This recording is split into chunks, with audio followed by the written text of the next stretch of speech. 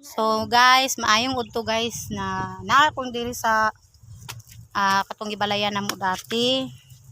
Manguha mi kanang lawas sa kalamunggay ba. Kay akong gaitanom sa akong garden. Kaya ang akong natanom sa akong garden is alugbati lang siya. So tsada gito siya nga murag nasad kay kalamunggay para paris pud siya ba. So manguha sa ako guys ha. Ako sa itanom. Para dili na ko sige pa nga sa silingan or magpalit. Kay murag usahay murag kog maulaw nga mangayo bitaw, maulaw ko. Palit nang sigbak balik og palit ba. Si makaingon nga mura ako ray nakahurot ingana.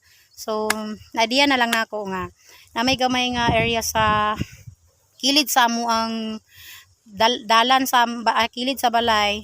So ako na lang siyang tanom-tanuman. May na lang ba po na ako'y makuan, mamutubo siya. So nakoy magulay-gulay. Kaya nga akong paborito gid gulay is kani gid siya, kalamunggay. Paborito ko ni. Kailangan kay paborito gid nako siya. Puro siya kalamunggay, tanglad lang, ingana lang siya. So lami na kay akong kaon ana, lami na kay kaon sa akong mga anak-anak. Kana ra gid siya nga gulay. Kung wala gid ko laing isagol, okay na kay na sa mua ng kalamunggay tanan. So mao ra to guys. Thank you.